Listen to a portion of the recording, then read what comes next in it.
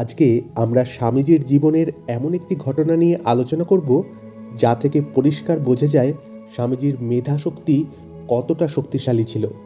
স্বামীজি বই পড়তে বরাবরই খুব ভালোবাসতেন। তিনি যখন মার্কিন যুক্তরাষ্ট্রের শিকাগো শহরে অবস্থান করছিলেন তখন তিনি নিয়মিত রোজ একটি করে বই পড়তেন। তার এক গুরু ভাই স্থানীয় একটি লাইব্রেরি থেকে প্রত্যেক দিন স্বামীজির জন্য একটি করে বই নিয়ে আসতেন। এখানে বলাই বাহুল্য যে বইগুলো কিন্তু খুব পাতলা পাতলা বই ছিল না, ছিল আয়তনে খুবই মোটা বই। এবং ওই বইগুলো শুধুমাত্র একদিন পড়েই স্বামীজি পরের দিন লাইব্রেরিতে ফেরত পাঠিয়ে দিতেন। এইভাবে চলতে চলতে ওই লাইব্রেরিতে যে লাইব্রেরিয়ান ছিলেন তিনি সন্দেহ প্রকাশ করলেন।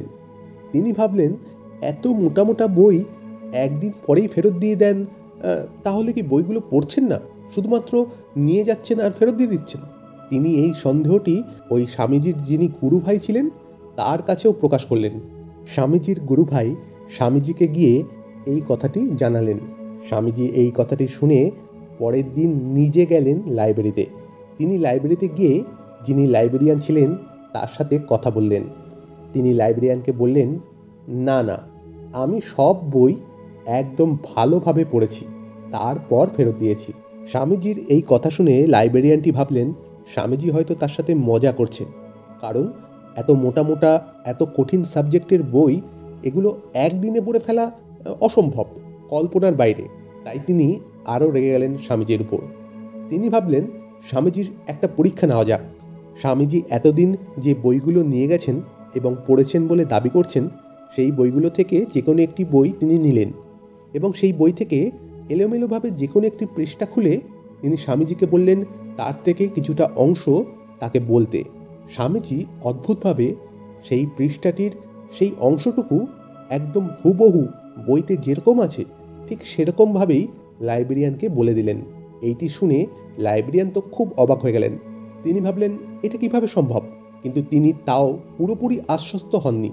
তিনি ভাবলেন এই বইগুলো থেকে আরও কিছু প্রশ্ন স্বামীজিকে করা যাক। তিনি এবার এক একটি বই থেকে বিভিন্ন ধরনের প্রশ্ন স্বামীজিকে করতে থাকলেন।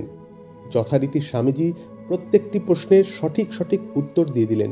তখন লাইব্রেরিয়ানটি বুঝতে পারলেন যে প্রত্যেকটি বই স্বামী বিবেকানন্দের একদম ধাতস্থ, একেবারে মুখস্থ। প্রত্যেকটি লাইন, প্রত্যেকটি শব্দ তার স্মৃতিতে ঘোরাফেরা করছে। তখন তিনি লজ্জিত বোধ করলেন এবং স্বামীজিকে ধন্য ধন্য করলেন। যে বইগুলো বাকি সবাই কয়েক মাস ধরে পড়েও শেষ করতে পারে না, সেই বইগুলো এক এক দিনেই শেষ করে ফেলেছিলেন স্বামী বিবেকানন্দ। আর শুধু শেষই করেননি, সেই বইগুলোর প্রত্যেকটি শব্দ, প্রত্যেকটি কথা তার একেবারে মুখস্থ হয়ে যায়। এরকমই শক্তিশালী মেধাসম্পন্ন ব্যক্তি ছিলেন স্বামী বিবেকানন্দ।